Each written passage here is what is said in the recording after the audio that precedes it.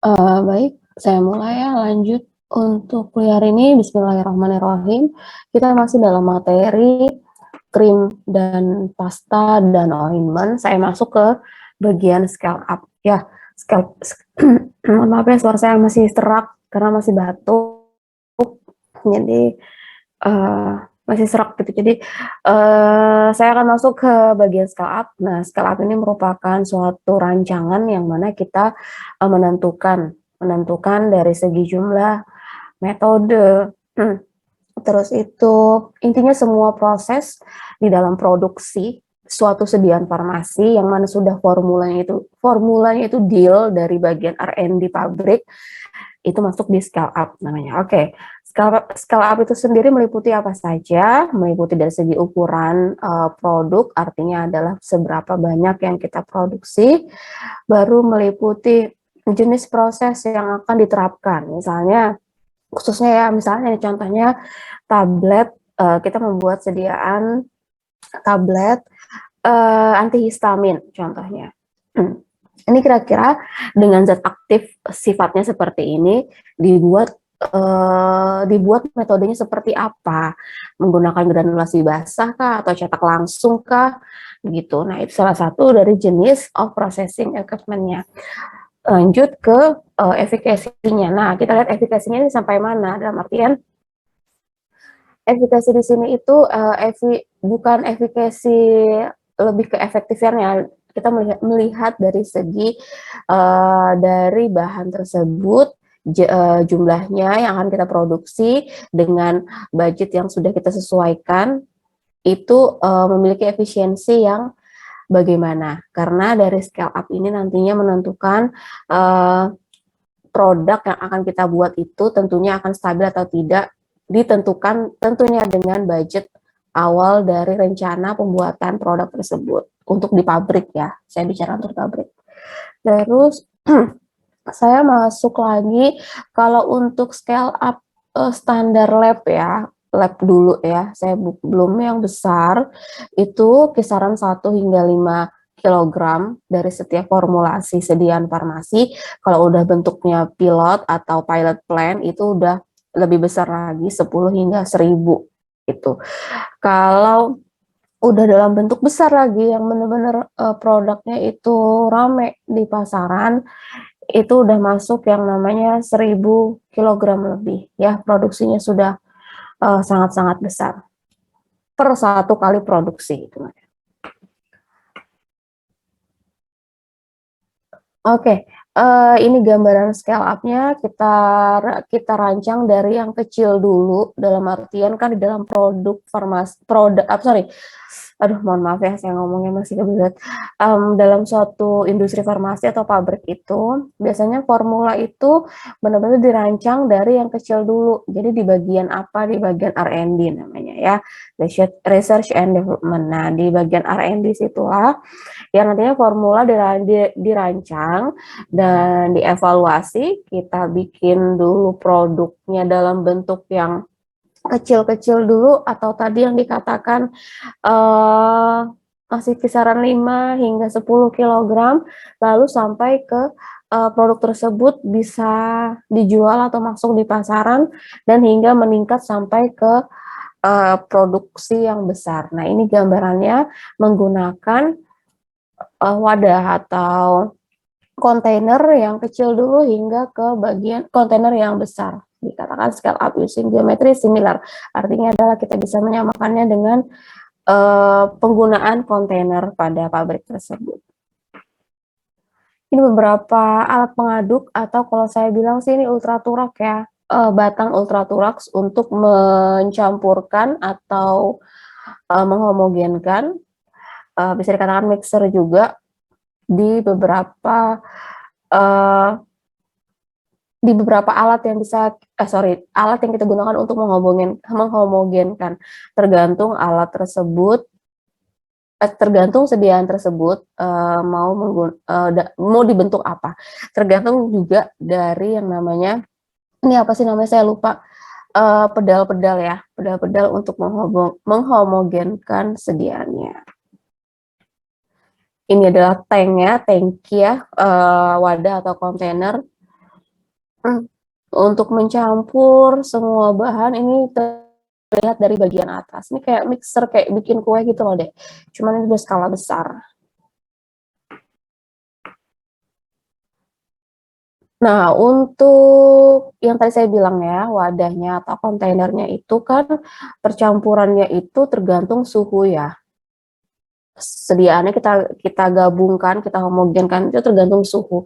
Nah, kalau ada beberapa sediaan yang memang sangat sensitif dengan perubahan suhu, biasanya dimasukkan ke dalam kontainer atau wadah yang memang bisa mengatur suhu atau panas di dalamnya. Nah, sehingga dibutuhkan beberapa kontainer yang khusus seperti pada gambar ini gambar masih dalam buku ya, menggunakan heat transfer, ada jaketnya di luar untuk mempertahankan panas. Jadi kalau sudah tinggi tekanan di dalam akan dikeluarkan melalui pipa atau lubang yang tersedia. Gambaran-gambaran alatnya yang digunakan di industri. Nah, ini dia saya masuk ke cara pembuatan koloid ya. Cara pembuatan koloid artinya adalah pencampuran suatu bahan sehingga terbentuk koloid. Semua bahan yang akan kita campur yang memang tidak berpengaruh dengan suhu itu bisa dicampurkan ke dalam wadah ini ya, dimasukkan semua, lalu alat tersebut akan bergerak bercampur sehingga terbentuknya koloid. Nah, saya tidak akan menjelaskan part perbagian ini ya, karena memang di sini pada gambar ini saya hanya memaparkan beberapa alat yang digunakan pada umumnya saja. Untuk bagian-bagiannya itu seharusnya masuk di farmasi industri yang memang spesifik untuk industri farmasi. Kalau di apoteker itu ada spesifik industri, kita ada spesifik klinis gitu kan.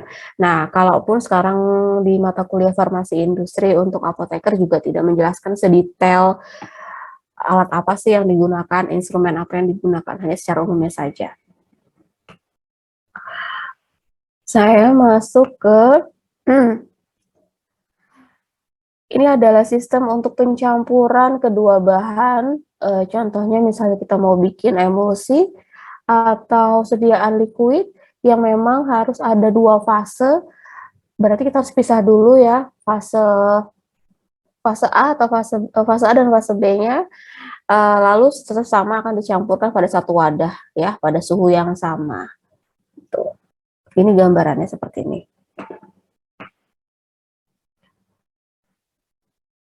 Ini sebenarnya adalah alat mixer ya atau pencampuran, tapi dikatakan IMH vacuum extraction. Di mana di sini ada kontainernya dan ada apa sih saya bilangnya tadi, pedal ya atau spatula untuk mengaduknya di dalam. Ini udah dalam skala pilot ya. Kurang lebih sama, pengadukan sudah skala besar.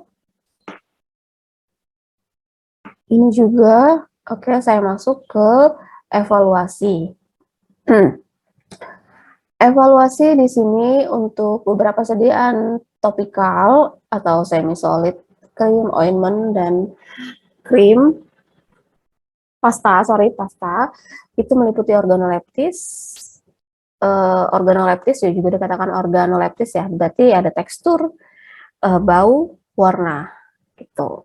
Terus biasanya sih dimasukin homogen ya, tekstur ini ada kaitannya dengan homogen atau tidak.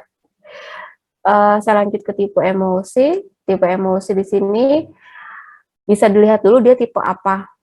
Apakah kan dari awal kita misalnya bikinnya minyak dalam air atau air dalam minyak, OW atau WO. Nah, bisa kita uji lagi tuh evaluasinya dengan cara pengujian tipe emulsi. Baru pengujian pH sesuaikan dengan pH kulit. Masih ingat ya pH kulit berapa atau pH pada lokasi aplikasinya. Terus ada viskositas. Viskositas tergantung standarnya berapa. Ya, ada memang yang kalau pasta itu lebih sangat sangat tinggi viskosnya. Kalau yang mau sediaan krim atau krim yang sangat berbentuk cair ya, itu lebih rendah lagi viskositasnya. Ada pengujian daya sebar untuk mengetahui bagaimana saat dioleskan apakah tersebar dengan merata sehingga kita tahu apakah dia homogen atau tidak juga sekalian. Dan pengujian aseptabilitas. Ini langsung pada pengguna atau dikatakan uji hedonik ya. Oke, saya masuk ke misal ini gambaran aja lagi ya. Ini gambaran kalau misalnya kita mau bikin krim ya. Krim ataupun emulsi yang memang krim yang kan basicnya krim itu adalah emulsi ya, mencampurkan dua bahan yang tidak saling bercampur. Kita lihat adanya yang namanya apa ya bahasanya, suatu kejadian yang ketidakstabilan pada sediaan ya. Nah, dikatakan emulsi yang stabil di mana droplet-dropletnya atau koloid-koloidnya itu menyebar dispersi merata di dalam pembawanya. Nah, masih ingat mata kuliah farmasi fisik ya, dikatakan ketidakstabilan krim itu akan terbentuk yang namanya coulson ataupun creaming. Kalau coulson terlihat pada gambar ini, droplet-dropletnya atau koloidnya itu menyatu lagi jadi satu sehingga membentuk droplet yang lebih besar. Sehingga medianya pun akan semakin banyak dan besar konsentrasinya, menyebabkan bisa saja dia akan mengambang ataupun dia akan mengendap. Kalau creaming itu bercampurnya juga semua droplet ya terlihat pada gambar, namun memiliki ukuran massa yang memiliki massa yang lebih rendah sehingga dia akan berkumpul dan larut uh, pada permukaan yang nanti akan menyebabkan lapisan minyak ya atau fase minyak larut minyak itu akan berpisah dengan fase airnya sehingga akan terbentuk dua fase yang dimana atasnya akan terbentuk creaming atau gumpalan-gumpalan pada bagian permukaan sediaan tersebut. Untuk krim pasta ointment ya cukup sampai sini, saya akan lanjutkan sebentar.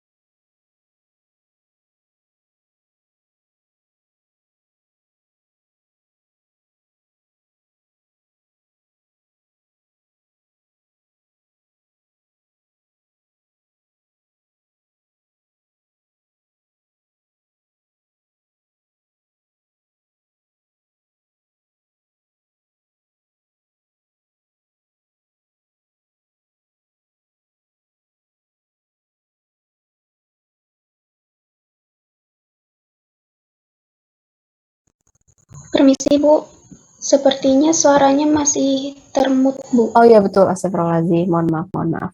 Saya ulang ya. Oke, ini beberapa pustaka yang saya gunakan untuk teknologi apa namanya, teknologi sediaan cair di industri. Walaupun tahunnya masih lama, saya masih gunakan beberapa e-book ini. Oh ya, sebelumnya saya mau jelaskan juga, ini saya masuk di emulsi ya. Emulsi, nanti setelah ini saya masuk ke suspensi, baru sirup dan sirup kering. Saya usahakan, mungkin saya kebut minggu ini, karena minggu depan udah masuk gilirannya Pak Angga, karena partner saya, Pak Angga untuk rekayasa, jadi nanti Pak Angga udah masuk kesediaan solid, ya, artinya udah masuk sediaan tablet, dan sebagainya. Oke, saya masuk ke emulsi adik-adik ya.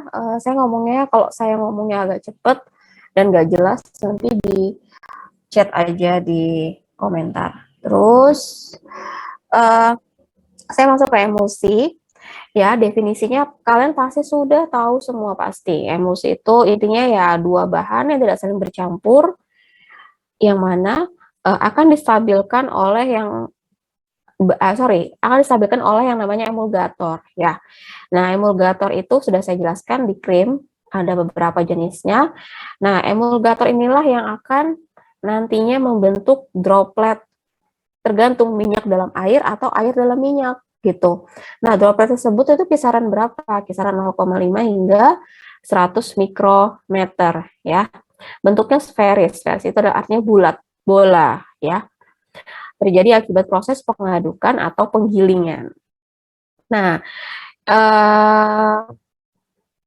kedua fase ini secara termodinamika tidak stabil, untuk itu perlu yang namanya Elmo apa jadi ingat kartun Elmo ya, emulgator gitu. Terus ini dia gambaran ya, kalian bisa perhatikan semua gambaran bagaimana cara mendestruksi fase minyak, atau dengan kata lain ini adalah minyak di dalam air, MA atau OE ya, tipenya OE, yang mana terlihat lapisan minyak itu terpisah dengan air dengan bantuan emulgator. Dengan cara pengadukan maka terjadi destruksi dan droplet-dropletnya pun masuk ke dalam fase minyak. Nah, tadi sebelumnya saya jelaskan di krim, ke proses ketidakstabilan krim itu akan terjadi coalescence atau creaming. Nah, ini pada gambaran ini adalah yang mana yang biru-birunya ya. Biru-birunya ini akan menyatu kembali. Sehingga lama-kelamaan kembali lagi dua fasenya. Jadi kunci utamanya itu di mana? Selain di emulgator dan di proses pembuatan. Oke, ini teori dari DLVO ya, artinya adalah penggunaan gaya akhir, yang mana terjadinya gaya tarik-menarik ataupun adanya gaya tolak-menolak ya. Bila gaya atraktif ya lebih besar dari gaya repulsif, maka akan terjadi flocculation. Reflokulasi di sini artinya ada reversible aggregation, yang mana dia bisa kembali gitu. Kalau coalescence irreversible. Nah, artinya kayak tadi ya, ketidakstabilan pada krim, dia akan coalescence, akan menyatu kembali, terikat kembali gitu. Sehingga breaking. Nah, betul-betul artinya sudah pisah, nggak ada yang namanya menyatu kembali. Tuh. Teori emulsi kita bisa menggunakan rumus ini. Rumusnya saya nggak tahu apa kalian pernah melihat ini di farmasi fisika. Saya rasa kayaknya belum ya, karena waktu praktikum Parvis saya tidak pernah mencantumkan rumus ini, tapi kalau tidak salah, saya pernah menjelaskan slide yang sama, bukan? Masih ingat nggak? Belum ya? Angkatan ini belum sama sekali ya? Bisa bantu jawab satu orang? Halo? Sepertinya belum, Bu. Belum ya? Oke. Ya, jadi ini teori emosi di mana ada yang namanya energi bebas yang sangat dibutuhkan. Justru itu kita butuh uh, yang namanya apa tadi saya bilang? Sorry, saya tadi mau bilang apa? Langsung nggak connect.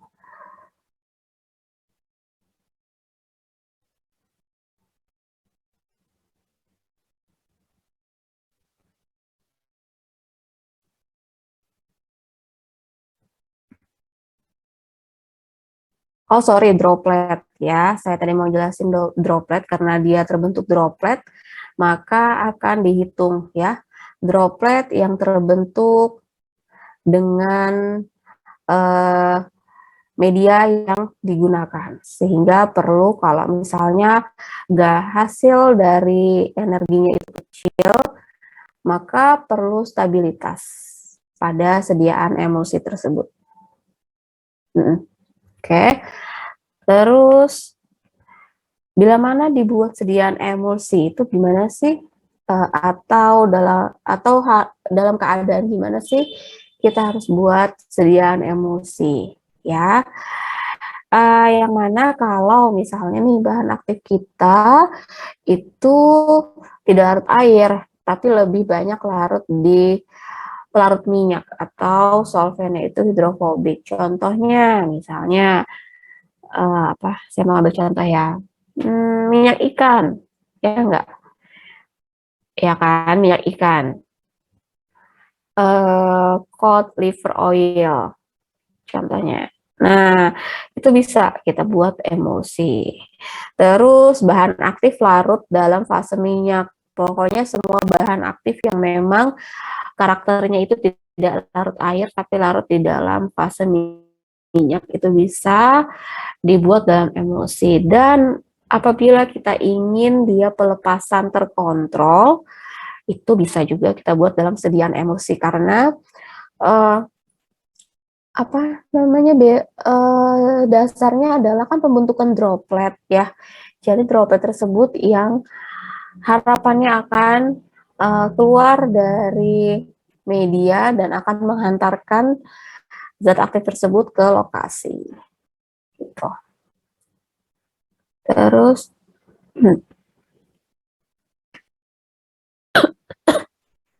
oke, saya masuk ke penggunaan emulsi. Umumnya secara topikal, ada juga secara sistemik. Kalau topikal, kebanyakan yang kayak tadi saya jelaskan sebelumnya, untuk sediaan semi solid, contohnya krim, ya. Terus kalau untuk tujuan sistemik itu bisa oral ataupun parenteral, karena beberapa parenteral itu ada emulsi injeksi namanya. Cuman kalau emulsi parenteral, pertimbangannya adalah berat molekulnya yang sangat besar, sehingga bisa tidak memberikan rasa nyaman pada pasien yang menggunakannya. Karena kan sakit kalau disuntikan ya. Terus keuntungan sediaan emulsi untuk penggunaan interal itu bisa membantu menyamarkan rasa minyak kalau memang bahan aktifnya adalah minyak ikan atau minyak-minyak lainnya yang rasanya agak atau rasanya kurang enak. Terus juga bisa membawa obat larut di dalam fase minyak dan bisa mengontrol pelepasan karena bentuknya droplet tersebut ya. Kalau penggunaannya eksternal untuk sediaan krim ya itu memiliki daya sebar. Kalau memiliki daya sebar yang bagus berarti penetrasinya juga pun akan bagus gitu. Kecuali kalau kalian mengoleskannya terlalu tebal atau ternyata krim tersebut masih belum homogen dalam ya kan berarti kan daya sebarnya itu kurang bagus ya. Terus juga dia mudah tercucikan dan lebih elegan kalau untuk persediaan kosmetik. Laju dan keberadaan obat yang dapat dilepaskan dari emulsi itu tergantung dari apa. Jadi laju dan keberadaan obat. Saya lebih sebutnya ini kalau saya bilang ini keberadaan artinya adalah tempat ya, tempat atau lokasi di mana bahan aktif dari emulsi tersebut akan dihantarkan atau akan dilepaskan ya. Itu lajunya bagaimana dan tempat lokasinya bagaimana. Nah, lokasinya sih biasanya di interfacial system ya, di bagian permukaan, dan tergantung juga dari intensitas pengadukan atau kecepatan pengadukan pada masing-masing fase, dan bergantung juga pada partisi obat. Makanya saya sering minta mahasiswa yang bimbingan skripsi saya, kalau yang dapat bimbingan skripsi sama saya selalu minta kalau mereka bikin sediaan emulsi ataupun semi solid yang bentuknya dua fase seperti ini, saya selalu minta mereka cari nilai KP atau nilai koefisien partisi karena akan menentukan kelarutan bahan tersebut jika mereka tidak diketahui kelarutan pada solvent tertentu. Itu dia. Terus ada aktivitas termodinamikanya, karena kalau tidak mengetahui aktivitas termonya akan menyebabkan tadi dia tidak stabil gitu. Terus kemampuan difusi antar fase dan bergantung pada volume fraksi. Volume fraksi bergantung juga pada tipe emulsi yang kita mau buat ya, OE atau WO. Tentunya adalah laju absorpsi obat. Laju absorpsi obat bisa kita ketahui di farmakologi obat atau farmakodinamika obat yang sudah terlihat pada karakteristik obat di Martindale atau di Farmakope. Ini dia gambaran dari penghantaran atau ya kalau ini sih saya bilang penghantaran ya. Proses masuknya bahan aktif ya yang dimasukkan ke dalam sediaan emulsi ya dengan penggunaan secara ini kalau dibilang barier biologis tidak harus topikal ya, bisa saja secara oral, intinya melewati barier itu bagaimana ya. Ini adalah dari nomor 1 hingga 5, kalian bisa lihat. Bentar ya, bentar. Pada pada nomor 1 hingga 5, runutannya yang dari awal dia masih dalam bentuk droplet pada emulsi itu akan berubah ya, berubah dalam artian akan pecah setelah melewati barier biologis. Nah, pada fase 2 dan 3 dia masih dalam medianya tapi ada beberapa bahan aktif yang sudah keluar dari medianya, lalu dia berpenetrasi atau dia masuk melewati barier kulit sehingga obat tersebut bisa diabsorpsi, memberikan efek dan masuk ke fase yang eliminasi. Ini hanya gambaran umumnya saja. Lanjut, ini keterangannya ya. Tadi saya bilang kalau barier biologis tidak harus kulit, bisa saja bagian lainnya bisa langsung masuk ke sistemik, itu bisa. Pembentukan emulsi itu ada 2 tahap. Pertama, destruksi fase minyak dan stabilisasi droplet minyak dalam fase air. Destruksi tentunya pengadukan, stabilisasi bisa dengan penambahan emulgator. Destruksi fase minyak, kalau tanpa alat bisa menggunakan pemanasan, tergantung pemanasannya pada suhu berapa, karena ada beberapa minyak yang tidak tahan panas sehingga dia akan mudah rusak. Kalau dia rusak, maka akan tidak stabil pada kedua fase tersebut. Kalau dengan alat, itu bisa menggunakan mechanical stirrer, ultrasonic vibrator, atau electricity. Nah, biasanya kalau di lab, saya sarankan mahasiswa itu menggunakan magnetic stirrer. Magnetic stirrer itu tahu ya, batang magnetik kecil, nanti dimasukkan ke dalam Erlenmeyer dan ditaruh di atas hot plate yang ada RPM-nya. Jadi bisa pakai pemanasan sekalian pengadukan, atau bisa menggunakan apa tadi saya bilang ya, ultraturax, mohon maaf, ultraturax. Itu bisa juga. Terus tujuannya buat apa? Tujuannya untuk memperkecil ukuran droplet minyak. Semakin kecil ukuran droplet minyak, maka semakin stabil pula minyak di dalam air. Tuh. Saya masuk ke stabilisasi droplet minyak. Caranya dengan cara menurunkan sebentar ya.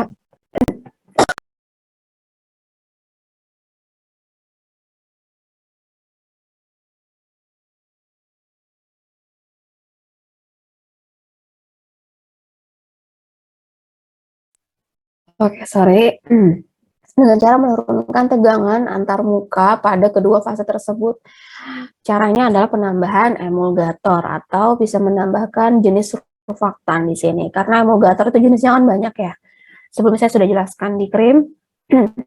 Sehingga dengan penambahan emulgator ini bisa mencegah bergabungnya kembali droplet-droplet minyak ya. Terus emulgator terdapat tiga mekanisme kerja emulgator. Yang pertama menurunkan tegangan permukaan. Ya, ingat kalian mungkin secara garis besar saya selalu bilang emulgator itu yang menurunkan tegangan permukaan gitu.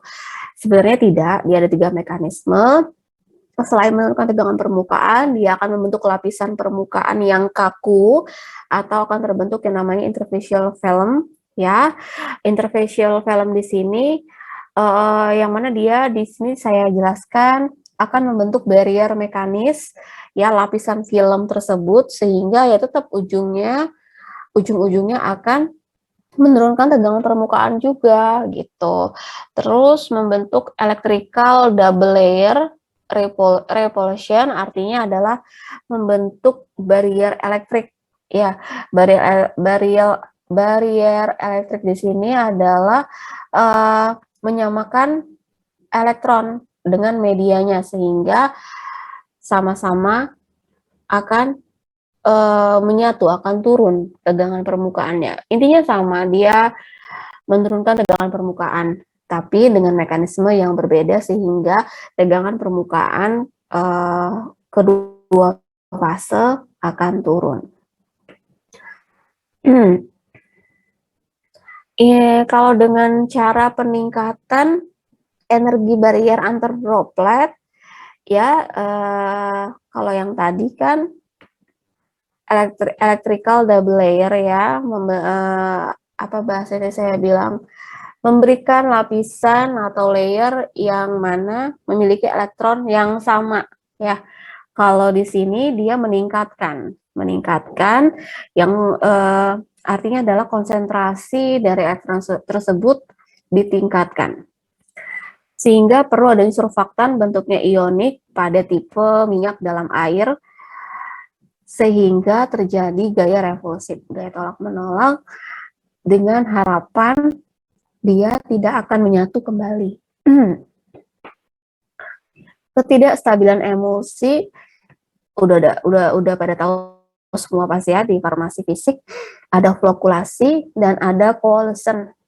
Nggak perlu saya jelaskan lagi ya, udah tahu semua ya. Dan oh ya, ada satu lagi breaking, ngebreak itu udah pisah selamanya, dalam artian nggak bisa nyatu lagi, jadi dia udah irreversible. Upaya untuk menstabilkan emulsi ya dengan cara tadi menurunkan tegangan permukaan, tapi tergantung, kalau dia sudah irreversible itu udah tidak bisa diturunkan lagi. Tapi kalau misalnya masih bisa dikembalikan ya, dengan menurunkan tegangan dengan cara menurunkan tegangan permukaannya.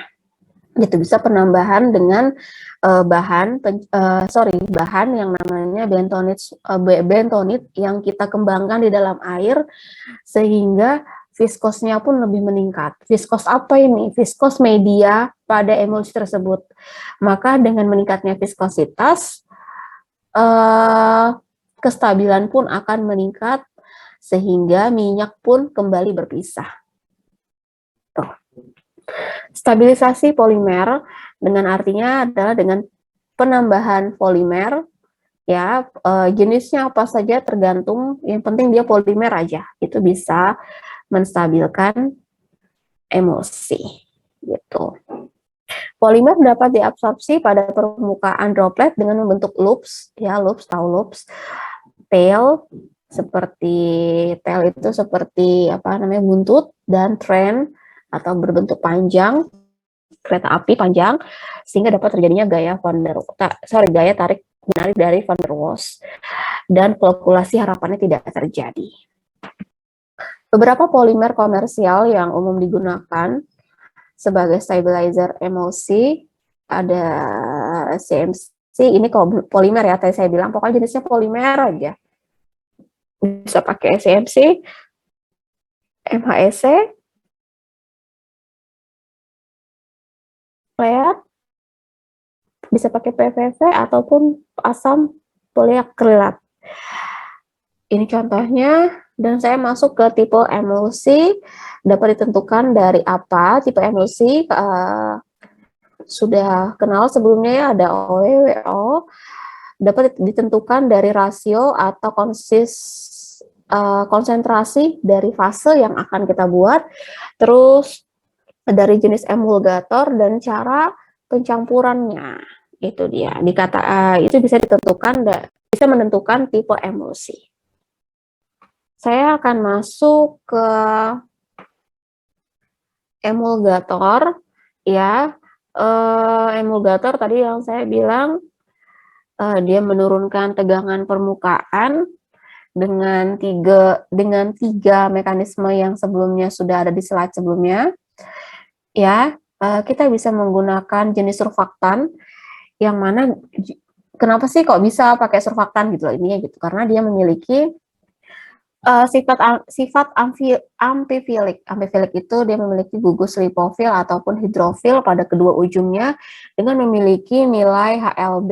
Ya, nilai HLB di sini akan menentukan dia lebih larut di fase apa. HLB mungkin sudah tahu semua ya, nilai yang biasa terdapat pada surfaktan. Nah, nilai HLB maksimalnya berapa sih? 20 ya. Dan standarnya sekisaran 12 hingga 14. Itu dikatakan dia netral atau normal gitu. Kombinasi antara clay, surfaktan juga bisa kita gunakan. Clay tahu ya, clay itu apa sih? Yang cewek-cewek biasanya tahu nih, ada di skincare. Apa itu clay, adik-adik? Biar tidak mengantuk karena masih pagi, mungkin juga ada beberapa yang belum sarapan. Apa itu clay?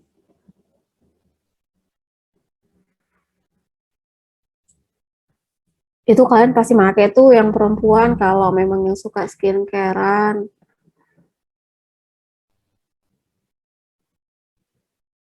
Silakan jawab, siapa yang mau jawab, satu orang. Permisi Bu, izin menjawab. Tanah liat Kak Bu. Iya.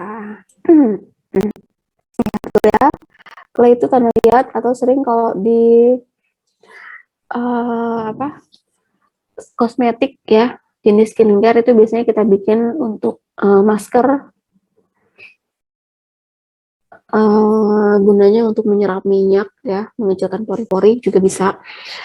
Kalau clay di sini lebih condong untuk meningkatkan viskositas ya, karena dia mampu merekatkan begitu.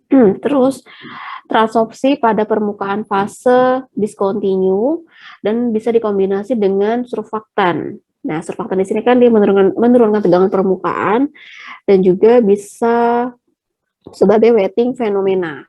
Udah tahu ya wetting agent ya, pembasah ya. mampu menurunkan tegangan permukaan dengan cara wetting dari permukaan droplet, sehingga lebih mengoptimalkan interaksi solid liquid. Hati-hati bila kadar clay atau yang bentuknya solid menyebabkan perbedaan densitas atau instabilitas nanti. Endingnya akan tidak stabil juga. Jadi biasanya konsentrasi clay ini kecil penggunaannya apabila digabungkan dengan surfaktan. Saya masuk ke HLB ya. Oke, dipilih HLB surfaktan yang sama dengan HLB minyak. Untuk tujuan apa? Tujuannya adalah tipe emulsi yang diinginkan. Bila komponen minyak dalam emulsi itu lebih dari satu, artinya adalah minyak yang digunakan itu jenisnya lebih dari satu, maka perlu dihitung HLB. Di farmasi fisika sudah cara menghitung nilai HLB itu bagaimana. Jadi saya tidak jelaskan lagi. Tujuannya untuk menstabilkan minyak ya. Terus saya masuk ke HLB temperatur. Merupakan temperatur di mana mulai terbentuk misel. Masih ingat misel, adik-adik di farmasi fisika? Ya, fokus dong, fokus. Ayo yang lain. Masih ingat misel? Nah, justru itu kita perlu yang namanya HLB temperatur.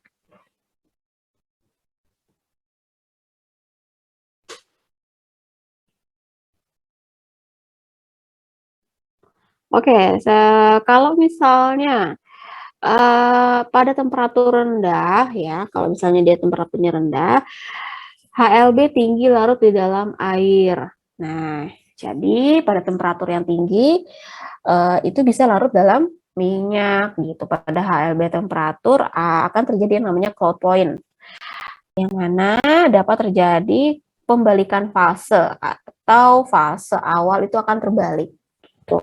Itulah yang sering disebut dengan PIT atau fase inverse temperatur ya. Kelihatan kok dari emulsi kalau terjadi PIT dia misah lagi. Nanti kalau dikocok kembali lagi gitu. Ini beda emulsi dan mikroemulsi. Pernah dengar kan ya mikroemulsi? Nah, ini sekarang lagi booming juga, bukan booming di farmasi Unmul. Anak-anak itu pada bikin mikroemulsi, tapi angkatan yang baru ini anak bimbingan saya nggak ada yang bikin mikroemulsi, kebanyakan bikin skincare, tapi basisnya atau basicnya tetap emulsi.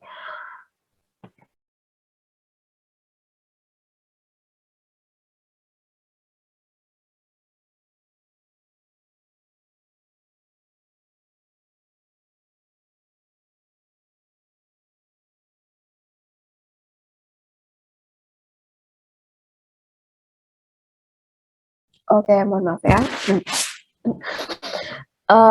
Apa sih bedanya emulsi sama mikroemulsi? Nah, kalau emulsi sama-sama, intinya dia sama-sama menggunakan emulgator, tapi kalau mikroemulsi itu lebih spesifik. Biasanya bisa penambahan surfaktan dan kosurfaktan. Nah, surfaktan dan kosurfaktan di sini itu mampu membentuk lebih kecil droplet pada emulsi kalian. Jadi kalau emulsi itu bisa aja cuman surfaktan tok. Tapi beberapa emulsi juga sekarang banyak kok pakai kosurfaktan 1, kosurfaktan 2, sehingga harapannya lebih stabil. Nah, ukurannya biasanya dari ukuran ya, droplet itu yang sangat membedakan itu droplet. Nah, kalau emulsi konvensional, saya bilangnya konvensional ya, emulsi lama itu dilihat dari ukurannya dropletnya itu masih mikro. Ya, kalau mikroemulsi juga mikro, tapi kalau yang mikroemulsi yang sudah melalui advance atau pengembangan itu biasanya diukur menggunakan particle size analyzer atau PSA. Dia sangat kecil mikronya, kurang dari 0,15 mikrometer, dan bentuknya pun transparan. Dan kalau dilihat dari PSA, ya itu kan ada fotonya juga ya. Itu saat sinar dipantulkan pada droplet, dia sangat membentuk sferis yang sangat sempurna. Artinya dropletnya itu bulatannya itu sempurna gitu loh. Kalau yang emulsi yang masih lama atau emulsi biasa, biasanya itu terbentuk droplet tapi tidak sempurna droplet di mikroemulsi gitu. Nah, kalau penggunaan surfaktan pada emulsi relatif masih kecil, 2 hingga 3%, kalau mikroemulsi itu udah tinggi, 6 hingga 8% plus penambahan kosurfaktan 1, 2 ataupun lebih dari itu. Emulsi ganda atau emulsi kompleks. Nah, emulsi kompleks di sini apa namanya? Berganda, artinya medianya itu berganda. Nah, contohnya WOW atau air di dalam minyak ya. Air di dalam minyak baru dilapisi lagi dengan medianya air. Gitu. Atau kebalikannya. Digunakan untuk slow delivery system atau dikatakan modified release ya. Ini kita bisa katakan kita bentuk dalam modified release itu bisa karena dua media ya. Ini dia gambaran pada gambar. Ini terlihat yang dikatakan MAM ya atau oil in water in oil. Di dalam dropletnya ini adalah minyak, di mana minyak tersebut kita bentuk dalam droplet yang mana medianya air, lalu kita bentuk dia droplet lagi di dalam media minyak, begitu. Kebayang nggak tuh betapa banyak jalan untuk keluarnya bahan aktif, ya kan? Maka dengan begitu mudah digunakan untuk sediaan slow delivery system atau sistem penghantaran yang diperlambat atau diperlama karena sistemnya jauh masuk ke dalam gitu. Direkomendasikan untuk obat yang labil atau mudah terdegradasi secara kimia, fisika ataupun enzimatis.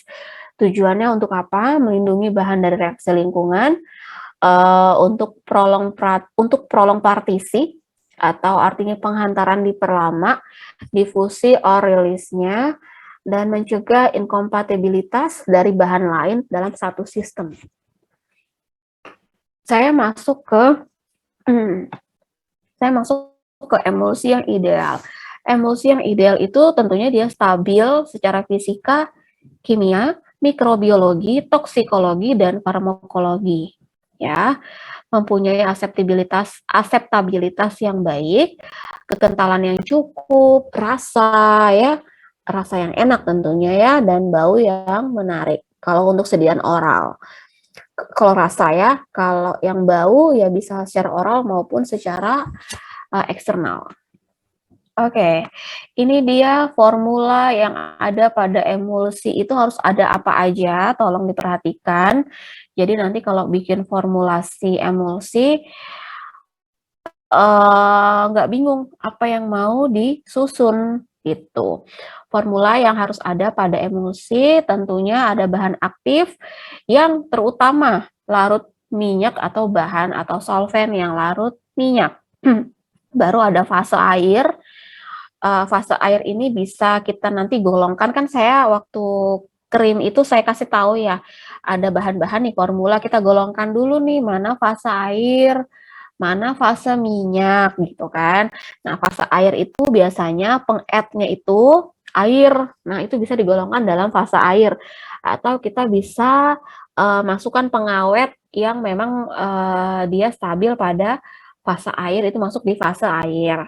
Terus ada stabilizer, dalam hal ini ada emulgator, ada preservatif, pengawet, antioksidan, thickener, pengental, ya, ada sweetening agent kalau dia sediaan oral, dan flavor kalau dia oral.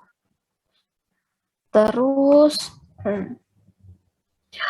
parameter kimianya yang sangat-sangat diperhatikan adalah stabilitas kimia, keamanan, fase minyaknya bagaimana, lihat dia memiliki panjang rantai karbon yang bagaimana pada fase minyak ya adik-adik, karena akan menentukan kestabilan dari minyaknya itu sendiri. Baru ada rasio fase, konsentrasi antar fase ya, pemilihan surfaktan. Pemilihan surfaktan di sini dilihat dari nilai HLB dan pemilihan bahan tambahan, apakah dia income atau tidak di antar bahan. Pertimbangan spesifik pada formulasi itu apa? Parameter kritisnya adalah konsistensi, ya. Konsistensi tergantung dari viskositas berapa CPS yang mau dibuat, kejernihan ini tergantung dari solvennya, dan tergantung dari bahan aktif, terus pemilihan pengawet, ya. Karena kalau salah memilih pengawet, dikhawatirkan dia tidak stabil. Nah, pemilihan pengawet ini tergantung lagi dari fase air kah atau fase minyak kah, ya. Terus ada pemilihan antioksidan. Nah, pemilihan antioksidan di sini lihat karakteristik bahan aktifnya, terutama minyak ya, apakah dia mudah teroksidasi atau tidak. Itu. Antioksidan dibutuhkan karena umumnya fase minyak ya, apalagi kalau minyak tak jenuh. Jenuh ataupun tak jenuh dilihat dari panjang rantai karbon ya. Mudah teroksidasi dan bila terdapat bahan lain dalam formula yang mudah teroksidasi. Jadi kalau dia tak jenuh, dia mudah teroksidasi sehingga perlu yang namanya antioksidan. Terjadi secara spontan, melibatkan radikal bebas. Udah paham semua ya mekanisme antioksidan ya. Nah, terus mekanismenya paling utama mencegah inisiasi atau propagasi, dan dia mampu berikatan dengan katalisator reaksi oksidasi, contohnya chelating agent. Sehingga kalau dia bisa berikatan, maka diharapkan akan tidak mudah terjadi reaksi oksidasi. Contohnya antioksidan kalau yang tipe larut minyak ada alfa tokoferol, ya, BHA, BHT, ascorbil dan sebagainya. Kalau di larut air ada natrium bisulfit, natrium metabisulfit dan asam ascorbat, vitamin C ya. Jadi kalau nanti kalian misalnya lagi pakai produk apa, lihat aja kira-kira dia pakai antioksidan nggak? Nah, kan udah ketahuan nih contoh-contoh antioksidan pada sediaan farmasi ya. Nah, gitu. Terus chelating agent ada asam sitrat, EDTA, fenilalanin dan sebagainya. Pemilihan tergantung pada fase mana yang mudah teroksidasi. Dipilih antioksidan yang larut dalam fase tersebut. Jadi kalau misalnya yang mudah teroksidasi adalah minyak, ya gunakanlah antioksidan yang larut minyak. Kalau air ya gunakan yang larut air. Tuh. Oke, ini tambahan karena selain ada air, dalam emulsi juga terdapat bahan nutrisi untuk pertumbuhan mikroorganisme. Ya, contohnya gum. Nah, gum ini tuh bisa digunakan sebagai emulgator atau gula. Gula untuk kesediaan oral emulsi itu bisa mudah ditumbuhi MO, sehingga kita perlu yang namanya antimikroba atau preservatif. Umumnya MO atau mikroorganisme tumbuh pada fase air, tetapi preservatif dapat berimigrasi pada fase air dan fase minyak. Maka perlu apa? Kelarutan. Yang mana harus tahu dulu nih nilai KP yang saya bilang. Koefisien partisi preservatif. Nah, nilai KP ini tujuannya buat apa sih? Ada yang masih tahu nggak? Ada yang masih ingat nggak farmasi fisikanya? Nilai KP itu buat apa? Bisa bantu jawab atau yang ingin menjawab silakan. Biar nggak ngantuk.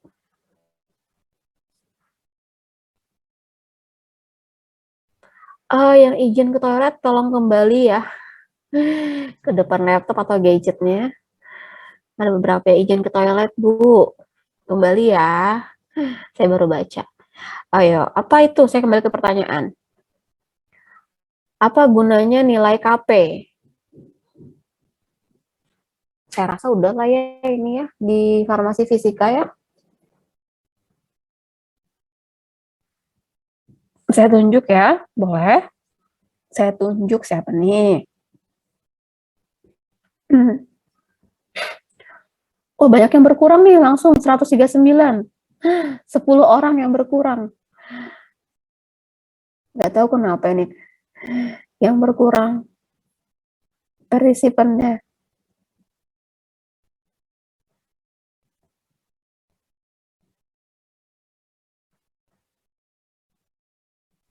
Dan masih ada beberapa yang tidak aktif kamera. Saya tunjuk ya. Oh, makin berkurang nih partisipan 136. Kenapa ini? Kok banyak yang berkurang?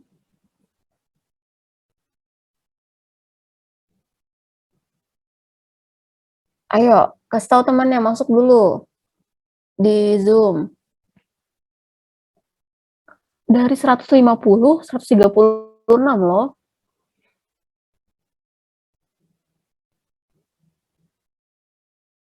Hampir 12 orang lebih yang keluar. Masa sih hanya karena jaringan? Ya enggak. Ada yang sambil ngobrol. Ini siapa nih? Dima. Dima Alia. Saya nggak tahu mau menjawab atau sambil mengobrol. Apa itu? Nilai KP ya, Bu? Iya. Dia itu digunakan untuk menentukan tekanan parsial zat yang berupa gas yang terlibat dalam reaksi kimia, Bu. Apakah hanya gas? Kan di sini konsepnya adalah air ya. Kalau yang saya baca begitu, Ibu. iya. Nah, iya konsepnya gimana? Dima ngobrol sama siapa? Nggak ada, Bu. Oh, tadi saya lihat ini di gambarnya sambil ngobrol. Senyum-senyum ngobrol. Enggak, Bu, sendiri aja. Siapa lagi nih? Oh, tadi saya lihat loh kamu ngobrol.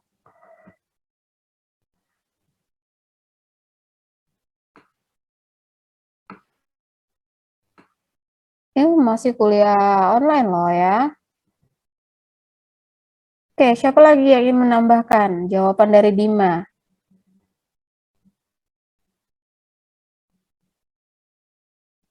Silakan.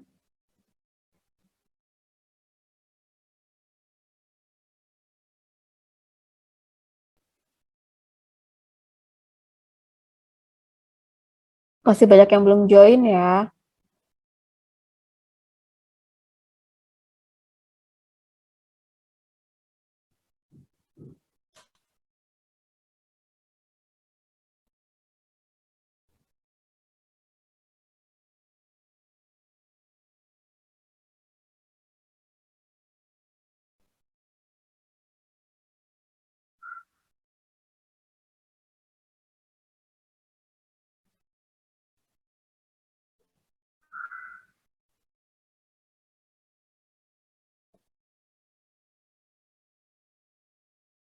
Ibu mau Oke. coba jawab.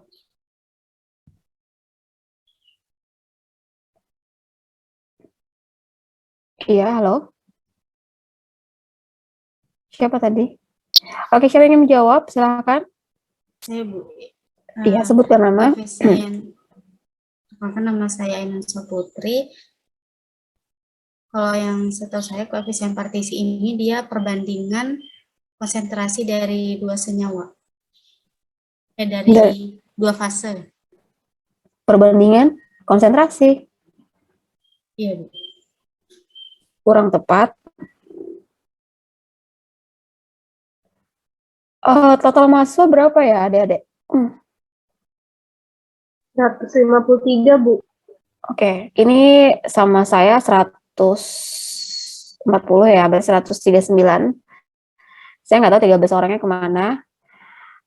Saya nggak akan lanjutkan kuliah. Saya stop sampai slide ini.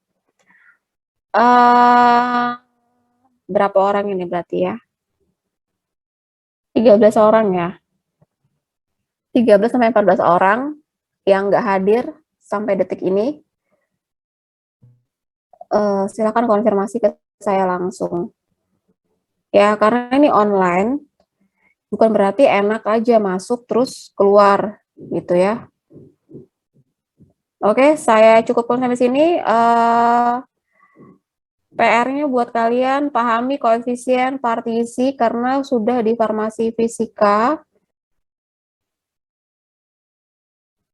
Ya, silakan. Saya tanya lagi. Harus benar jawabnya untuk melengkapi pertanyaan Dima tadi, ya. Oke, dari saya itu saja. Yang merasa saja ya, yang merasa baru join, kurang 13 orang tadi, silakan hubungi saya. Ini saya sudah capture nama-namanya, saya sesuaikan dengan daftar hadir. Terima kasih jawabannya dari adik-adik yang telah menjawab tadi. Kurang lebihnya saya mohon maaf. Wassalamualaikum warahmatullahi wabarakatuh dan selamat pagi. Waalaikumsalam.